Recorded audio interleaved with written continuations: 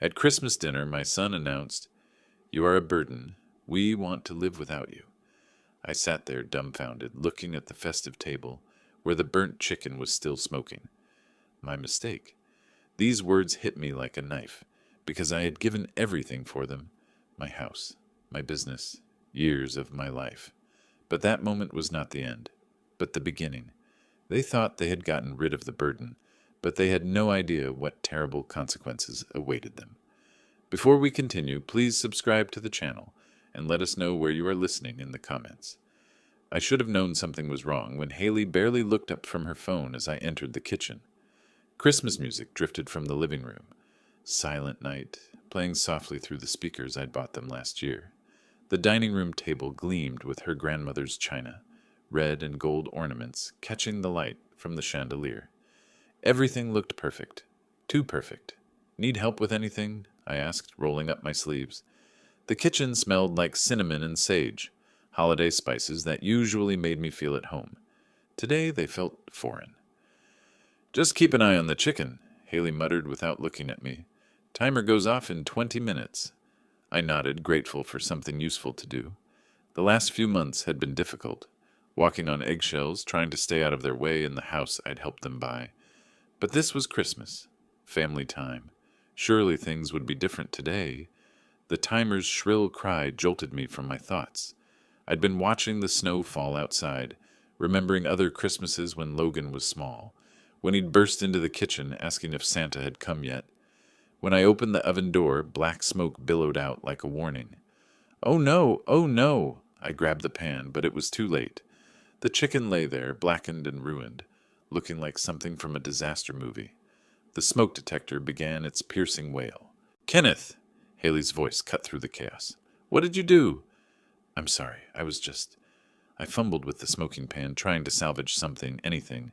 Maybe we can cut off the burnt parts?" Her face went cold. Not angry, cold. "Great. Just great." Logan appeared in the doorway, his expression shifting from curiosity to disgust in seconds. "Seriously? You burned Christmas dinner?" "I can fix this," I said, my voice cracking. "I'll go buy another chicken, or we can order something." "Don't." Logan's voice was flat. "Just don't." We sat at the beautiful table anyway, the charred remains of the chicken like a centerpiece of failure. I kept apologizing, trying to make jokes about my cooking skills, but the silence grew thicker with each passing minute. Haley picked at her mashed potatoes. Logan stared at his plate like it personally offended him. "This burned chicken," Logan said finally, his voice carrying the weight of something much bigger than ruined meat, "is just the last straw." My fork trembled in my hand. "Logan, You've become a burden to us, Kenneth." The words hit me like physical blows. "We want to live without you." The room seemed to tilt. Christmas music still played in the background. Joy to the world. But the words felt like mockery. I looked at Haley, hoping for some sign of disagreement, but she nodded along with his statement. "That's right," she said, her voice steady as ice. "We need our space, our privacy. We're adults, and we shouldn't have to take care of you." Take care of me? I'd sold my business, my house, given them everything so they could have this perfect life. And now I was the burden? "I don't understand," I whispered, my voice barely audible above the cheerful carols. I thought we were family." Logan's laugh was bitter. "Family doesn't mean we have to sacrifice our happiness for yours." I sat there, fork suspended halfway to my mouth, watching them eat as if they'd just discussed the weather. The Christmas tree lights twinkled in the next room, all those gifts underneath wrapped in shiny paper and ribbons. I'd bought most of them. The burnt chicken grew cold on my plate as Silent Night played again, the holy words floating through air thick with betrayal. I found myself in my room without remembering how I got there. The house had gone quiet, except for the muffled sounds of dishes clinking downstairs. Logan and Haley were cleaning up, their voices low and casual, as if they hadn't just shattered my world over dinner. On my nightstand sat a framed photo from 3 years ago, Logan's housewarming party. We were all smiling, arms around each other, champagne glasses raised. I looked so proud in that picture, so certain I'd made the right choice. The man in that photo had no idea what was coming. I'd built Watson Construction from nothing, spent 40 years turning it into something substantial. When Logan called that spring day in 2021, voice tight with frustration about housing prices, I didn't hesitate. Not for a second. "Dad, we found the perfect house," he'd said. "But the market's insane. We need 450, and we're short by 200,000. I remember sitting in my office looking at the company logo on the wall. Watson Construction, established 1981. Built to last. Built to provide. I'd called my lawyer that afternoon. "You're sure about this?" Jim had asked, reviewing the sale documents. "This is your life's work, Kenneth." "My son is my life's work," I'd replied. Those first months living with them had been good. Logan would ask my opinion about home improvements, and I'd feel useful again. Haley would invite me to help with grocery shopping, and we'd laugh about Logan's terrible eating habits. I had a purpose, a place. But slowly, things shifted. My suggestions became interruptions. My stories became boring rambles. My presence became inconvenient. "Kenneth, we're having friends over tonight," Haley would say, not quite looking at me. "Maybe you could find something to do." I started eating breakfast at 6 instead of 7 before they came downstairs. I'd take long walks around the neighborhood, killing time until I felt safe to come home. I'd developed a whole routine designed to make myself invisible in the house I'd helped buy. The photo seemed to mock me now. That confident man who'd sold everything to help his son. What would he think of me now, hiding in my room like an unwanted guest? I could hear them talking downstairs, their voices mixing with the sound of running water. Were they discussing me? Planning their next move? Or had they already forgotten about the scene at dinner, moving on with their lives while I sat up here, drowning in memories? I picked up another photo. Logan as a boy, maybe 8 years old, wearing a hard hat at one of my construction sites. He'd been so proud to be there, so excited to help Daddy build houses. Where had that little boy gone? The house creaked around me, settling into the night. I checked the clock. 11:47 p.m. Christmas was officially over. I should try to sleep, hope that tomorrow would bring an apology, some explanation, some way to fix this. But as I lay down, still in my Christmas sweater, I heard something that made my chest tighten.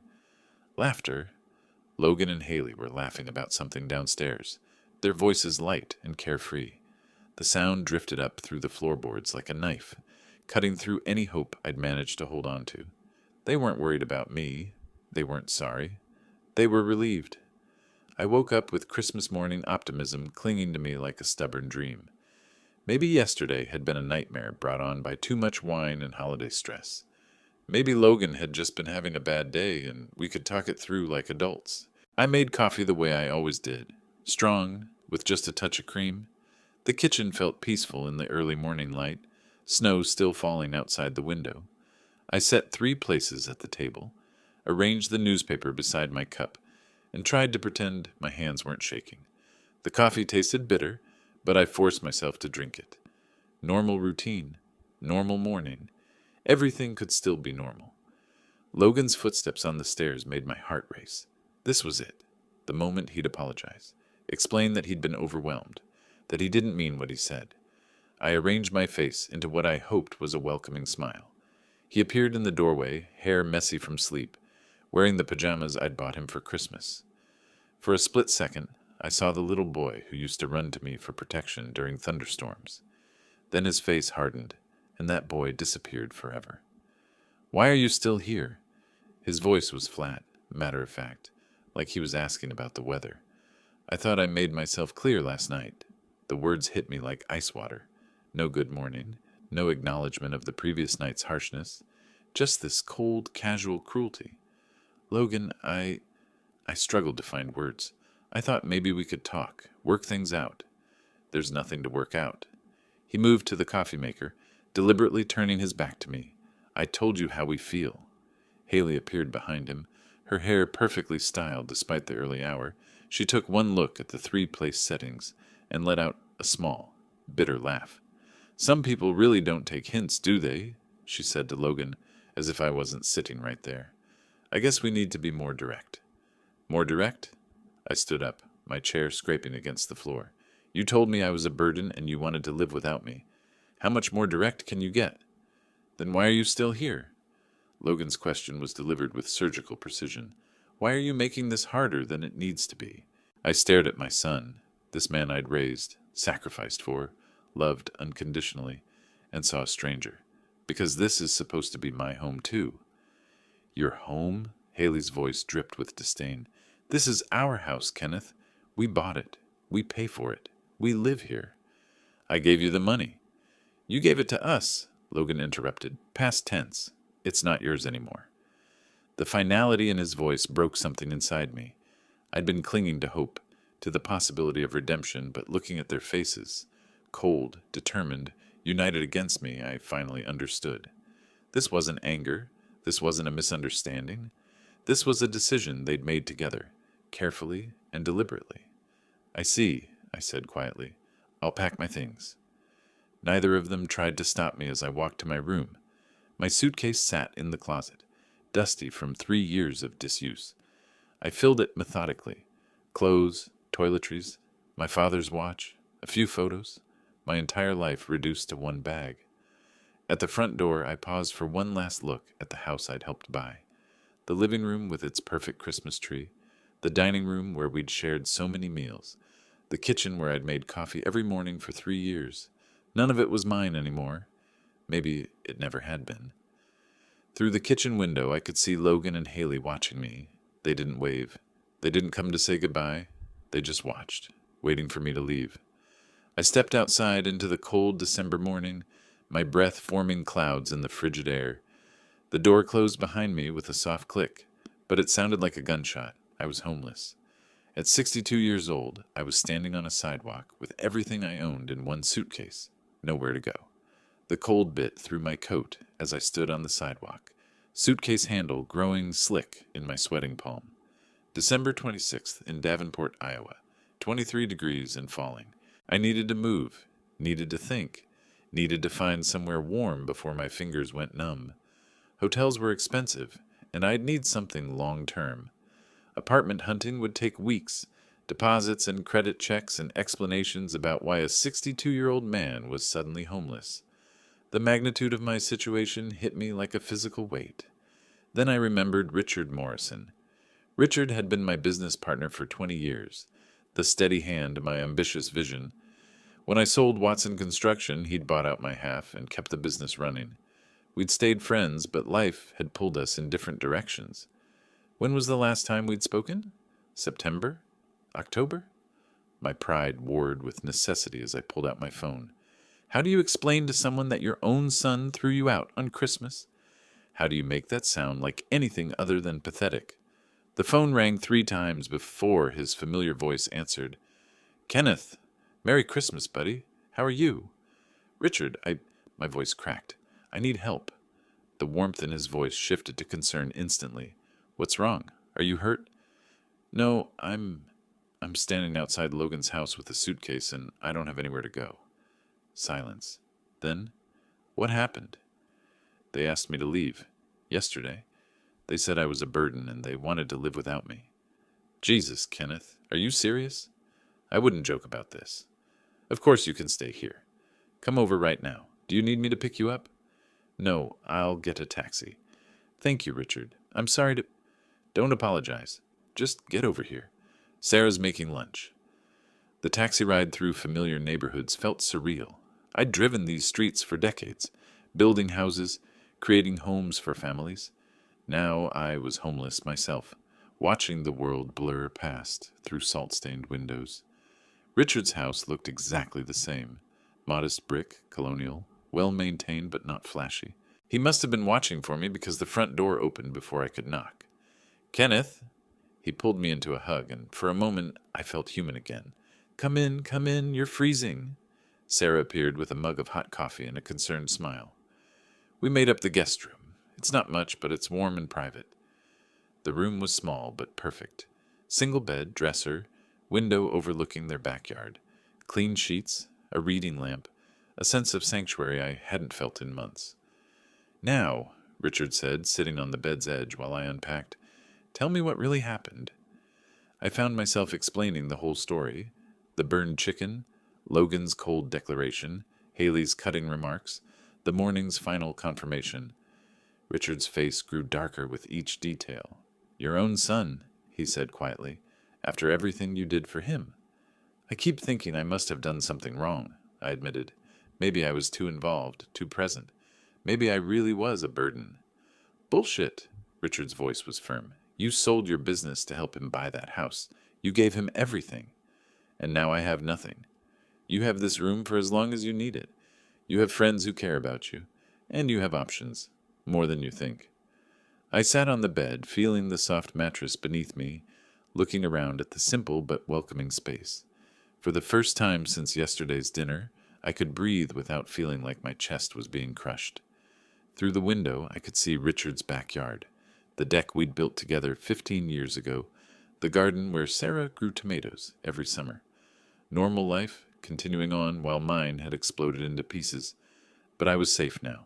Temporarily, maybe, but safe. The guest room felt like a sanctuary as I carefully placed each item from my suitcase into the wooden dresser. My father's pocket watch went on the nightstand, its familiar weight in my palm, a comfort I desperately needed. The photos found their place beside it. Logan as a baby, his first day of school, his college graduation. Memories of better times when love flowed both ways. My clothes still carried the scent of Logan's house, that expensive fabric softener Haley insisted on buying. Even now, cast out and forgotten, I was surrounded by reminders of the life I'd lost. My phone buzzed against the dresser top. Autopay alert, $89.99 charge to account ending in 4762. Spectrum Internet Services Logan Watson account.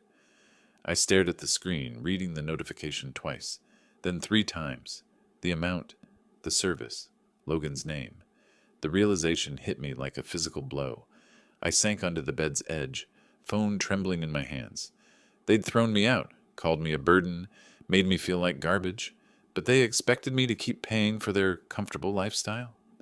My mind began cataloging the automatic payments I'd set up 3 years ago to help them get established. Spectrum Internet, $89.99. DirecTV Premium, $134.50. ADT Security, $67. Netflix, Hulu, Amazon Prime, $45.98 combined. State Farm Home Insurance, $189. Utility Assistance, $125. Nearly $1,800 every month. For 3 years. I opened my banking app with fingers that no longer shook. They shook with purpose now. The automatic payments section showed the damning list. 12 different services, all for Logan's address. All draining my account monthly while I lived as an unwanted guest in my own son's home. Independence, I whispered to the empty room. They want independence. I started with the internet. Spectrum's website made cancellation surprisingly easy once you found the right buttons. Reason for canceling? I selected moving and typed, no longer residing at service address. Confirmation email. Your Spectrum Internet service will be disconnected on January 2nd, 2025. Next, DirecTV, the premium package with every sports channel and movie network Haley could want. Cancel. ADT Security, the system that made them feel safe in their perfect home. Cancel. One by one, I systematically dismantled the financial foundation of their comfortable life. Each cancellation felt like reclaiming a piece of my dignity, my self-respect, my power. The streaming services, home insurance, utility assistance, confirmation emails flooded my inbox like a digital avalanche of justice. My phone showed the final tally, $1,969.47 in monthly obligations canceled. Effective dates ranging from immediate to 2 weeks out, depending on each company's policies. I sat there holding my phone, surrounded by confirmation emails, feeling something I hadn't experienced since Christmas dinner. Control. Kenneth? Richard's voice called from downstairs. Lunch is ready. I looked at my reflection in the guest room mirror.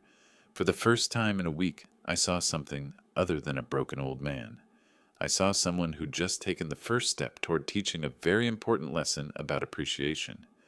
Richard's dining room felt warm and welcoming, family photos covering the walls, a table that showed the gentle wear of years of shared meals. Martha had prepared tomato soup and grilled cheese sandwiches, comfort food that made my chest tighten with gratitude. You look different, Richard observed, spooning soup into bowls. More centered, maybe? I made some financial adjustments upstairs, I said carefully.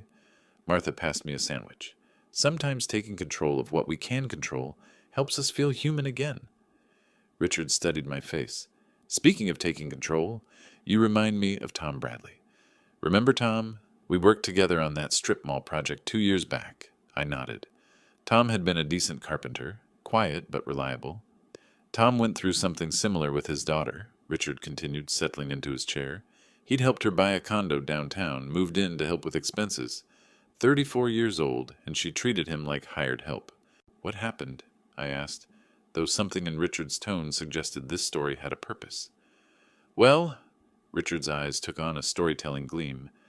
Tom was covering $800 a month toward her mortgage, plus groceries, utilities, her car insurance, the whole 9 yards. She and her boyfriend acted like he was this burden who cluttered up their space. Martha shook her head. Some people just don't know what they have. One Tuesday morning, Richard continued, Tom quietly canceled everything. No drama, no announcements, just stopped paying. I leaned forward, and 6 weeks later she was panicking. Mortgage payment bounced, car insurance lapsed. Electricity got cut off for 3 days. She had to pick up a second job at Target, and her boyfriend finally had to find real work instead of his freelance consulting. Did she figure it out? Richard's smile was satisfied. Oh, she figured it out, all right. Came to Tom crying, apologizing, admitting she'd taken him completely for granted. Begged him to come back. And did he? On his terms. Mutual respect. Shared household decisions. Appreciation instead of attitude. Richard took a bite of sandwich. Tom's living there now, happier than he's been in years. My heart was racing. How long did it take before she realized? The mortgage payment was the wake-up call, but Tom said the really eye-opening moment was when her fancy internet got cut off and she couldn't work from home anymore. Martha refilled my soup bowl. Sometimes people need to experience consequences before they can appreciate what they had. Richard was watching me carefully. Kenneth, what exactly did you do upstairs? I found myself actually grinning for the first time since Christmas. I canceled about $1,800 worth of monthly services I was paying for Logan's house. Attaboy! Richard's approval felt like sunshine. How long before things start getting uncomfortable for them? Internet cuts off January 2nd. Security system probably stops working around the same time. The insurance cancellation takes 30 days, but the rest? I calculated quickly. 2 weeks, maybe less. Martha looked concerned. You're not being cruel, are you? I'm being educational, I said. They wanted to live without me. I'm simply honoring their request. Richard stood up, energized. This calls for a strategy session. Want to take a walk? I think better when I'm moving. The afternoon light was already fading as we prepared to head outside, but I felt more alert and purposeful than I had in months. I had a plan now. Better yet, I had proof that my plan could work. One thing Tom told me, Richard said, pulling on his coat, was that patience was key. Let them figure out the problems on their own. Don't explain. Don't warn them. Just let natural consequences do the teaching. I zipped up my jacket, feeling the weight of my phone in my pocket. My phone filled with cancellation confirmations. I can be very patient when I need to be. The cold January air bit at our faces as we walked through Richard's neighborhood, our breath forming small clouds in the frigid evening. This was the kind of working-class area where I'd built dozens of homes during my construction years. Modest houses with careful landscaping, where people took pride in what they had. Tell me about their finances, Richard said as we passed a brick colonial I'd helped to build in 1994. The real numbers. I'd been thinking about this all week. Logan makes $52,000 a year managing logistics for a freight company. Decent job, but nothing spectacular. Haley works part-time at some upscale salon. Maybe $18,000 on a good year, but it's inconsistent. So roughly $70,000 combined, Richard calculated. What are their fixed expenses? Mortgage is $1,950 a month. 2 car payments total about $650. Credit cards, probably $400 minimum payments, knowing Haley's shopping habits. I paused at a corner, looking down the street where 3 of my old houses stood. Without my $1,800 monthly contribution, they're short $800 to $1,000 every month. Richard whistled low. They've been living beyond their means, counting on you to bridge the gap. The thing is, I said as we turned onto Maple Street, I don't think they even realize how much I was covering. Logan probably sees those bills as just getting paid somehow. He never had to think about where the money came from, which means they have no idea what's about to hit them. We walked past a house where I'd installed custom cabinets 20 years ago. Mrs. Chen still lived there, her living room light warm against the winter darkness. Normal people living normal lives, appreciating what they had. "Walk me through the timeline," Richard said. "Internet cuts off January 2nd. That's next Thursday. 10-day grace period ended yesterday, so they'll wake up disconnected. Security system probably goes dark the same day. Streaming services." I checked my phone. "Those end tonight at midnight. How long before they call you?" "Logan will call as soon as the internet goes down. He works from home Fridays, and he'll panic when he can't log in." I felt a grim satisfaction imagining his confusion. Haley will lose her mind when Netflix stops working. Richard chuckled. "And you know all their account information?" "I set everything up 3 years ago. Account numbers, billing cycles, service providers. I know their digital life better than they do." We'd walked a complete circuit around the neighborhood, past houses that represented decades of my work, my contribution to this community. Each one reminded me that I'd built something worthwhile, that I had value beyond what Logan and Haley chose to see. "Kenneth," Richard said as we approached his front porch, "what you're doing isn't cruel. You're teaching them the difference between independence and dependence." I keep telling myself that. It's true. They demanded independence while remaining completely dependent on your financial support. That's not independence. That's having your cake and eating it too. The porch light cast a warm glow as we climbed the steps. I felt calmer than I had in months, clearer about my purpose. This wasn't about revenge. It was about education, about consequences, about respect. My phone rang just as Richard reached for the front door. Logan's name appeared on the screen. I looked at Richard, who raised an eyebrow. "It's only been a week. Services aren't cut off yet." "Maybe he's calling to apologize," I said, though I didn't believe it. "Or maybe he's calling because something else went wrong and he needs Daddy to fix it." I stared at the phone, its persistent ringing cutting through the quiet evening. For 3 years I'd answered every call, rushed to solve every problem, provided it for every need. Tonight I let it ring. The voicemail notification appeared moments later. I turned the phone face down and followed Richard inside. "That," Richard said with approval, "was the right choice." But I could already feel the phone buzzing again. Logan wasn't giving up easily. 1 week later, I sat at Richard's kitchen table with my morning coffee and the Davenport Times, feeling more peaceful than I had in months. The past 7 days had passed quietly. No crisis calls from Logan, no dramatic emergencies requiring my immediate attention, just silence from the house I'd helped buy and the son I'd helped raise. The automatic payment cancellations had all processed. Service disruptions should be starting any day now. At 9:47 a.m., my phone shattered the morning calm. Logan's name on the screen made my pulse quicken, but I kept my voice steady. "Hello, Logan." "Dad, thank God." His voice was tight with frustration. "Our internet's down, completely dead. I called Spectrum, and they're saying something about canceled service, but that's impossible because it's supposed to be automatic payment." I took a slow sip of coffee. "I canceled the automatic payment last week." Silence. Then, "You what?" "I'm no longer paying for services at a house where I'm not welcome. You said you wanted to live without me. This is what that looks like." But you can't just—" Logan's voice cracked with genuine confusion. "I didn't know you were paying for internet. I thought it came out of our account." The innocence in his voice might have been touching if it weren't so revealing. 3 years of automatic payments, and he'd never once questioned where the money came from. "You never asked," I said simply. "Well, fix it. Call them back and restore the service. I work from home today, and Haley's got clients calling." "No." The word hung in the air like a physical thing. "What do you mean, no?" "I mean I'm not paying for your internet anymore. You're adults who wanted independence. I'm giving you exactly what you asked for."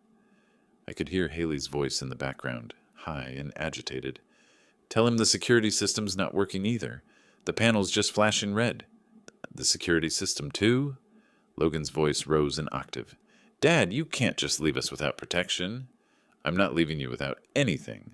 I'm simply no longer providing things you can pay for yourselves. But we don't have money for all this. Do you know how expensive internet is? And security systems? There it was, the truth he'd never allowed himself to face.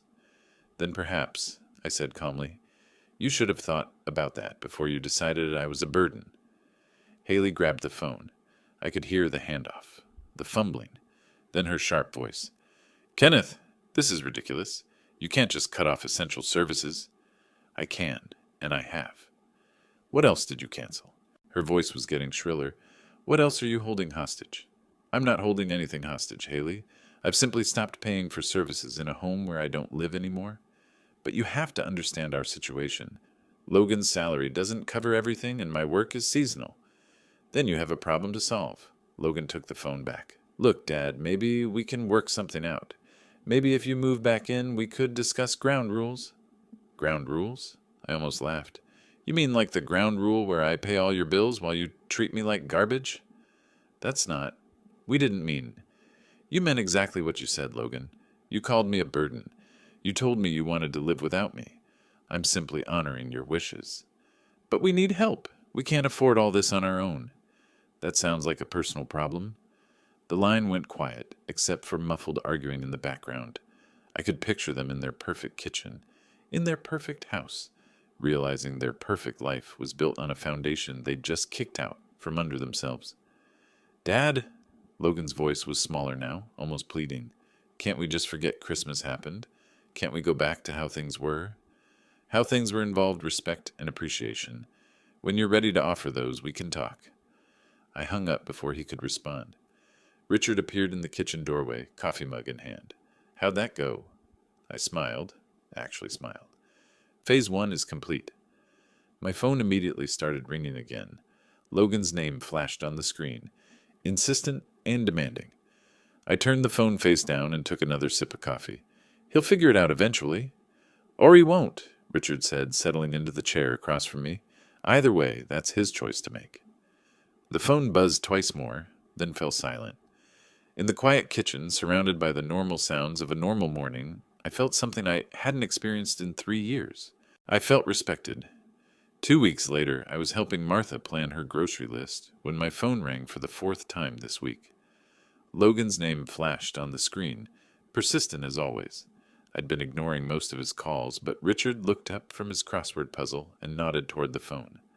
Might as well hear what he has to say, Richard suggested. Knowledge is power. I answered on the 5th ring. Hello, Logan. Dad, finally.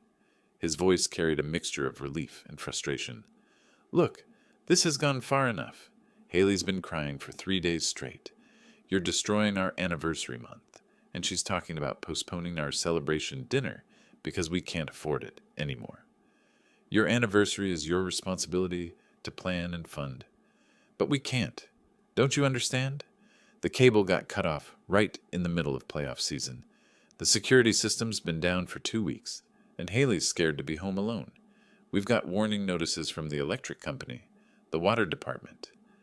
I listened to the desperation in his voice, noting how he still framed everything as my problem to solve. None of that changes what you said to me on Christmas, I replied calmly. For God's sake, Dad, that was just... We were stressed. You burned dinner, and we overreacted. Can't you just let it go? Can you unburn that chicken? Can you take back calling me a burden? Logan's voice cracked. Look, maybe we can work something out. Maybe we were too hasty. You could move back in, and we could establish some ground rules. Whose ground rules? Yours or mine? Well, obviously, we'd discuss... it's still our house. Through the kitchen window, I saw a car pulling into Richard's driveway. A familiar car. Logan, I said slowly, are you calling me from outside Richard's house right now? Silence, then the sound of a car door slamming. We just want to talk, Dad, face to face. The doorbell rang. Richard raised an eyebrow and headed toward the front door, but I gestured for him to wait. So you thought you'd ambush me? It's not an ambush. We just need to resolve this before we lose everything. I hung up and walked to the front door, Richard beside me. Through the peephole, I could see Logan and Haley standing on the porch, both looking haggard in the cold February air. I opened the door. Haley immediately started crying. Theatrical, calculated tears that might have worked 3 months ago. Kenneth, please, you're tearing our family apart. Our family was torn apart on Christmas, I said evenly. I'm simply accepting the new reality you created. Logan stepped forward, his face flushed with anger and cold. This is ridiculous, Dad. Stop this vindictive nonsense and help us fix our situation. Vindictive? I felt Richard step closer behind me, a solid presence of support. Logan, you told me I was a burden. You told me you wanted to live without me. I'm giving you exactly what you asked for. But we didn't mean financially. We just meant you wanted all the benefits of my support without having to treat me with basic human dignity. Haley's tears intensified. We're going to lose our house. Don't you care about that? I care about the house I helped you buy, but it stopped being my concern when you made it clear I wasn't welcome in it. Richard cleared his throat. Folks, it's 20 degrees out here. If you want to continue this conversation, you're welcome to come inside where it's warm. Logan's jaw tightened. We don't need charity from strangers. Richard isn't a stranger, I said. He's a friend who treats me with respect. You might want to learn from his example. Haley looked between Logan and me, her calculated tears giving way to genuine frustration. What do you want from us? What will it take? An apology would be a start, a real one, acknowledgement of how you treated me, and a commitment to change. Fine, Logan exploded. I'm sorry, okay? Now will you help us? That's not an apology, Logan. That's a transaction. They stood there in the cold, realizing their manipulation tactics weren't working. Logan's entitled anger, Haley's crocodile tears, their attempted ambush, none of it was moving me. This conversation is over, Logan said finally. Come on, Haley. They turned and walked back to their car, Logan's arm around Haley's shoulders in a show of unity that felt rehearsed. As they reached their vehicle, I noticed something white tucked under the windshield wiper, something they hadn't seen yet, a foreclosure notice. I said nothing as they drove away, their crisis accelerating beyond what they even realized yet. Richard closed the door behind us. That went about as expected. Better, I said, watching their taillights disappear down the street. They're running out of options faster than they know. 3 weeks later, I was enjoying my morning coffee in the financial section of the newspaper when an unknown local number appeared on my phone. I'd learned to be cautious. Logan and Haley had started using different phones after I stopped answering Logan's regular number. Kenneth Watson, I answered carefully. Kenneth, thank God. Haley's voice was tight with panic, none of her usual calculated sweetness. It's me. I'm calling from work because we... Take a breath, Haley. What's wrong? Everything's wrong. Her voice cracked with genuine distress. We got the foreclosure papers. Official ones. The bank wants $3,400 in missed payments within 30 days, or they're taking the house. I felt a pang of something, not quite sympathy, but recognition of how serious this had become. I see. And Logan, she took a shuddering breath. Logan lost his job last week. They said he'd become unreliable, argumentative with coworkers. His unemployment barely covers groceries. Now I understood the desperation in her voice. This wasn't manipulation anymore. This was genuine panic. That's unfortunate, I said quietly. Kenneth, please. I know things got said, but we're going to lose everything. Our home, our security, our future. Logan's been applying everywhere, but with that reference from his old job. What exactly are you asking me, Haley? Help us. Save the house. We'll give you the master bedroom. I'll cook your favorite meals every night. You can make all the household decisions, whatever you want. For a moment, I felt the old instinct to rush in and fix everything, but Tom Bradley's story echoed in my mind, along with Richard's wisdom about consequences and respect. Here's what I need, I said slowly. A genuine apology from Logan. Not I'm sorry, or I'm sorry you felt that way. A real acknowledgement of what he said and how he treated me. Okay, yes, he can do that. I need a written agreement about how I'll be treated in that house, as an equal family member, not as a burden or a guest. Yes, absolutely. I need complete financial transparency. I want to see your budget, your debts, your income. If I'm contributing to this household, I have a say in how money gets spent. Silence on the other end. Then, Kenneth, that seems Invasive. Invasive? I almost laughed. Haley, you're asking me to save your house. I think I'm entitled to know where my money would be going. But our privacy? Your privacy was forfeit when you decided to treat me like garbage while expecting me to fund your lifestyle. I could hear her breathing heavily, wrestling with the reality that she couldn't have it both ways anymore. And there would be a probationary period, I continued. I help with this immediate crisis, but future support depends on how you both behave. One more incident like Christmas, and I'm done permanently. Those terms are really controlling, Kenneth. Those terms are respectful, which is more than I got from either of you. But we don't have time for negotiations. The foreclosure deadline is in 4 weeks. Then you'd better start working on that apology. The line went quiet, except for the sound of salon noise in the background. Hair dryers, conversation, normal life continuing while Haley's world crumbled. You know what the neighbors are saying, she said suddenly, her voice bitter. Mrs. Patterson asked why the security company truck hasn't been around. The Hendersons noticed our lawn service stopped coming. Everyone can see Logan's car in the driveway all day because he doesn't have a job to go to. Embarrassing, I agreed. This is our life, Kenneth, our reputation, our standing in the community. Then perhaps you should have thought about that before you destroyed our family relationship. You're really going to let us lose everything over hurt feelings? I'm going to let you experience the consequences of your choices. There's a difference. She hung up without another word. I sat there holding the phone, staring out Richard's kitchen window at the snow-covered yard. A part of me felt sorry for them. I'd never intended for Logan to lose his job, but a larger part recognized this as exactly what they needed, a clear understanding of how the real world works when you don't have someone else covering your mistakes. Richard wandered into the kitchen, coffee mug in hand. That sounded intense.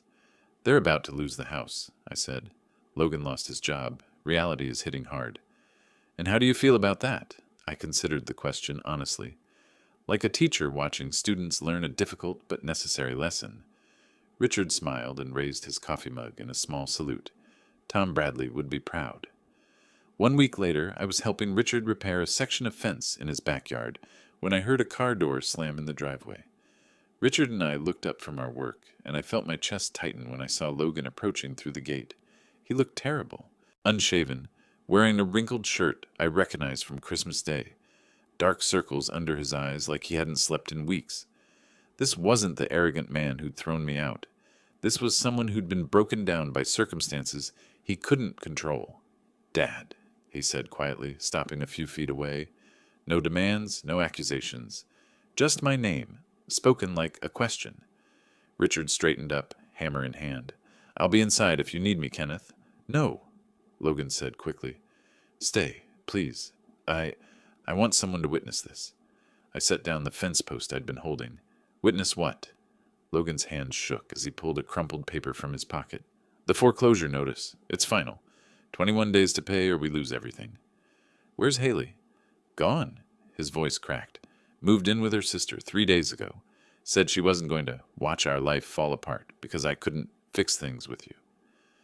I studied my son's face, seeing the exhaustion, the defeat, the first genuine emotion I'd witnessed from him since childhood. Logan, why are you here? Because I need to tell you something I should have said months ago. He took a shuddering breath. I was wrong. Completely. Totally wrong. About what, specifically? About calling you a burden. About treating you like you were in our way. About taking everything you did for us and acting like it was nothing. Richard continued working quietly, his presence providing the witness Logan had requested. Go on, I said. I've been trying to find work for 3 weeks. You know what I learned? Nobody wants to hire someone whose last employer says they became difficult and unreliable. I thought I was so important at that company, but they replaced me in 2 days. Logan sat heavily on Richard's picnic table, looking older than his 35 years. And the bills? Jesus, Dad, I never realized how much you were covering. The house payment alone is more than half my old salary, and then there's insurance, utilities, food, gas, car payments. How did you manage it all? By budgeting carefully and prioritizing what mattered. I never learned to do that. You always just handled things, made problems disappear. He looked up at me with something I hadn't seen in years: vulnerability. I never appreciated what that meant until it was gone. I leaned against the fence, waiting. Haley said I should just swallow my pride and beg you to come back. But this isn't about pride anymore, Dad. This is about admitting I was a terrible son who treated the most generous man in his life like garbage. The words hung in the cold air between us. Richard had stopped hammering, listening. I called you a burden, Logan continued, his voice getting stronger. But you were never the burden.